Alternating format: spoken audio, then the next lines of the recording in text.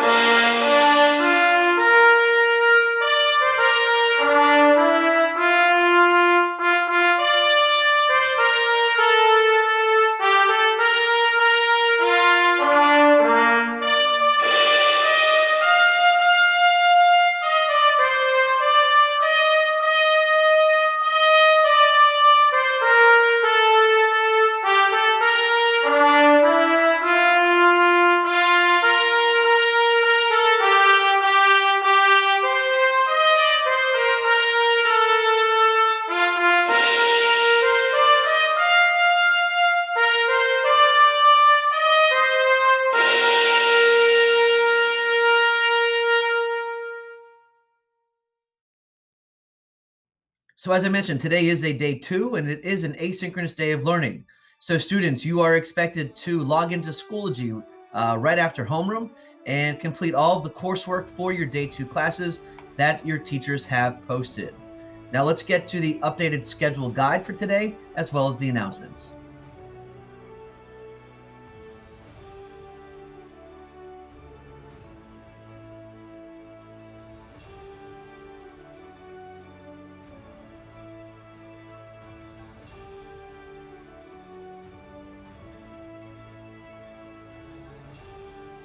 So over the past few days, I mentioned that Natalie Tyberski, one of our 6th grade students, is organizing an RMS fundraiser for Blankets for Brotherly Love.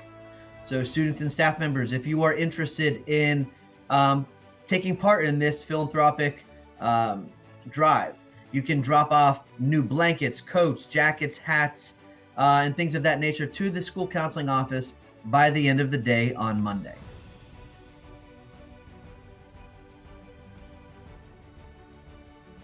Our Pen Pal Club that is advised by Mrs. Sabra typically meets on Sundays. However, this Sunday, the club will not meet. So again, the Pen Pals Club will not meet this Sunday.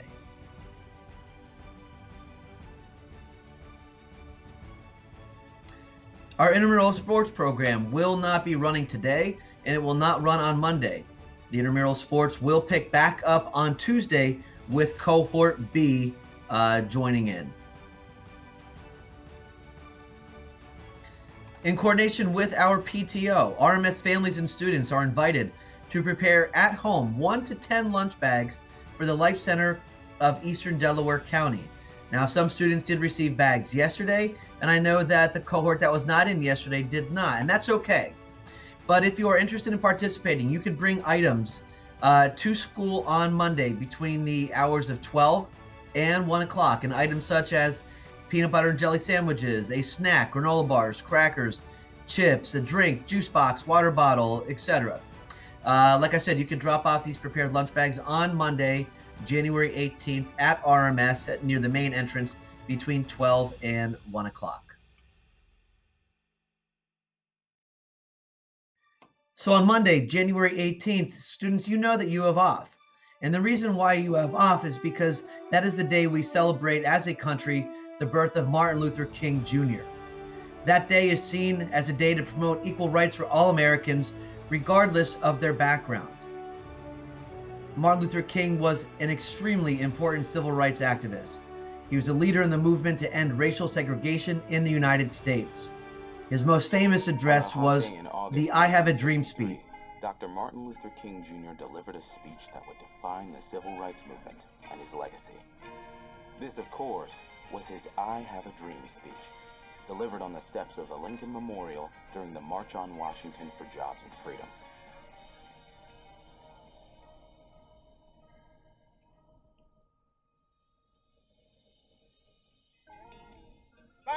a dream.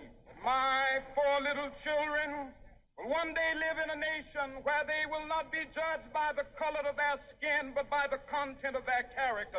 I have a dream today. The March on Washington served as a massive push for economic and political justice for African Americans. Held during the years celebrating the 100th anniversary of the Emancipation Proclamation, crowds marched on the National Mall to watch a variety of musical performances and speeches.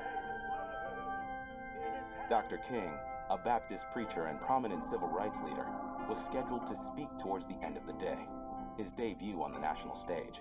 Up until that point, King mostly addressed small crowds at black churches, rallies, or fundraisers. This time, he would be seen by nearly 250,000 people on the ground, as well as millions at home watching on television. This was an opportunity to reach a wide audience and persuade the public and the government to take action against racial injustice. The night before, King worked with a close group of advisors to get the speech just right. They worked through the night, settling on a final draft in the pre-dawn hours of August 28. Interestingly, the phrase, "I have a dream," a phrase he used in earlier speeches, was nowhere to be found in this copy. The words wouldn't manifest until almost halfway into Dr. King's speech, when gospel singer Mahalia Jackson, who had performed earlier in the day, called out to him from the sidelines to tell them about the dream. King set his prepared remarks aside and improvised the rest, crafting a soaring speech that would sear into the minds of millions of Americans. No, we are not satisfied, and we will not be satisfied until justice rolls down like waters and righteousness like a mighty stream. The speech was divided into 2 parts. The first listed the injustices that African Americans faced: segregation, police brutality, disenfranchisement, and discrimination, and urged a call to nonviolent action. The second launched into King's dream of peace and racial harmony, a vision of a future in which people will not be judged by the color of their skin, but by the content of their character. I have a dream.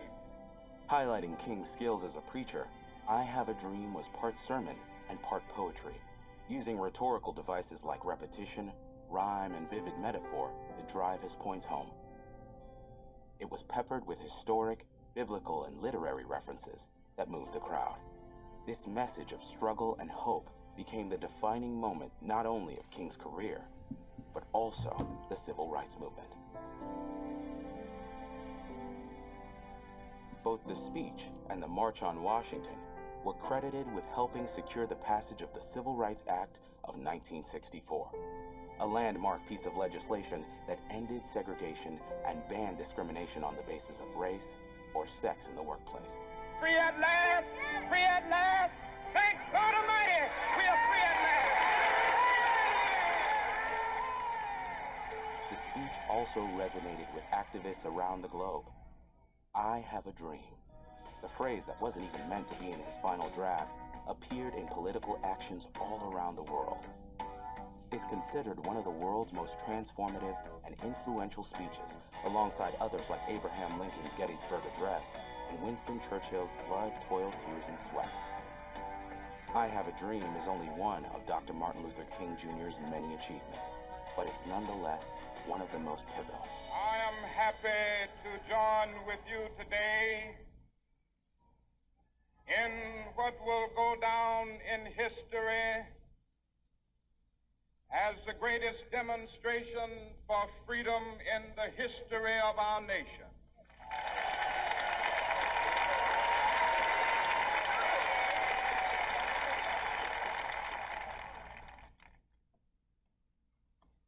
So in addition to his famous address, the I Have a Dream speech, Martin Luther King Jr. was an advocate for nonviolent protest and became the youngest man to be awarded the Nobel Peace Prize. Unfortunately, he was assassinated in 1968. In 1968, shortly after Martin Luther King Jr. died, a campaign was started for his birthday to become a holiday to honor him. After the first bill was introduced, trade unions led the campaign for the federal holiday. It was endorsed in 1976, followed by support from the musician Stevie Wonder. Stevie Wonder created a single, Happy Birthday, and a petition with 6 million signatures, the bill became a law in 1983. Martin Luther King Jr. Day was first observed in 1986 and was eventually observed by all 50 states in the year 2000.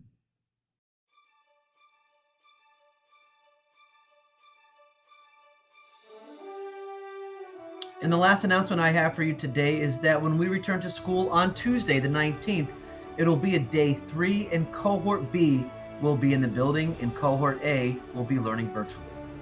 So that's all I have for you today. I hope everyone has a great day of asynchronous learning and has a great weekend. Take care.